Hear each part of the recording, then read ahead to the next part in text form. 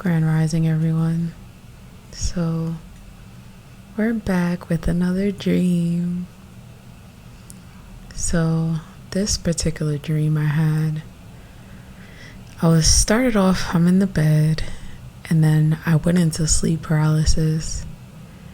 And then when I woke up and I got out of it, I ran to my door, and I'm on the 6th floor.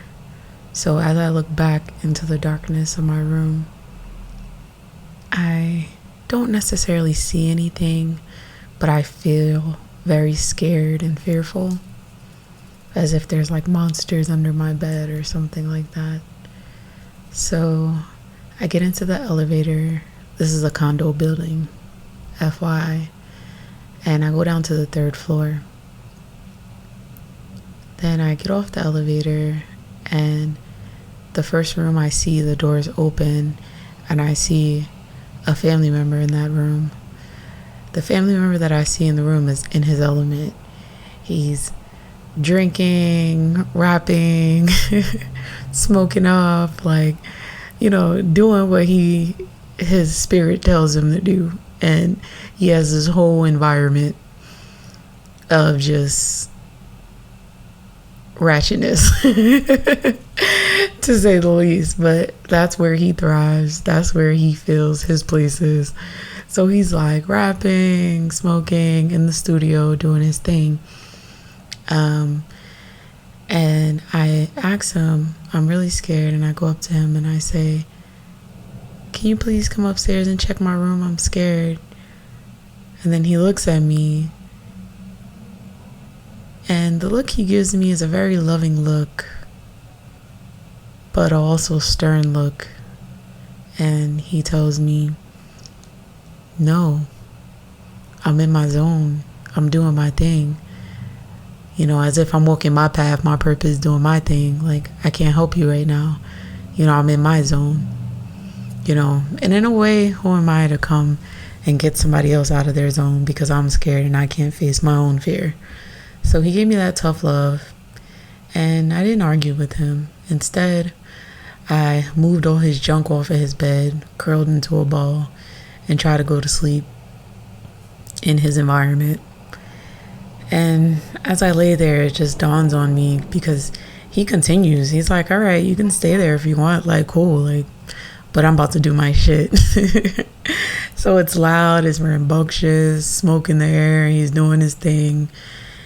And as I'm laying there curled up in a ball, I do feel safer because I'm with somebody I love and I know will protect me need be.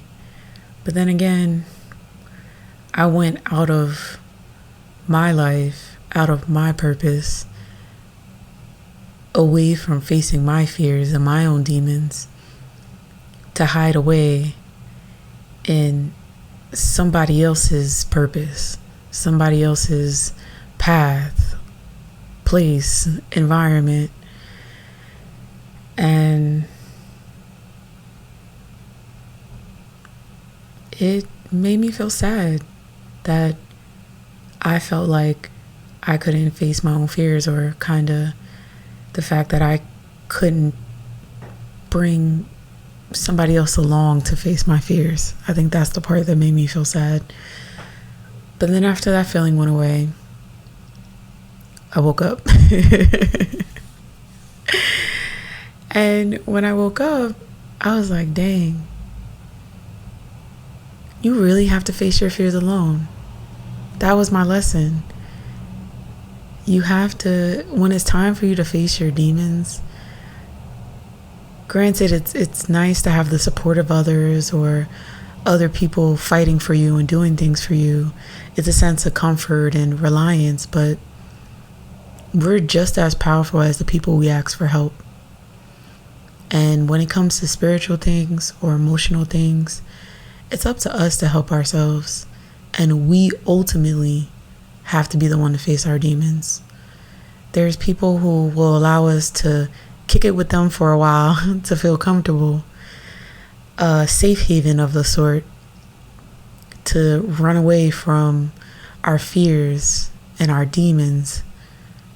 But it's ultimately up for us to go back on that 6th floor and face ourselves, to deal with ourselves, to step up into our fears, and to conquer them. So it's a hard lesson. It's way easier said than done.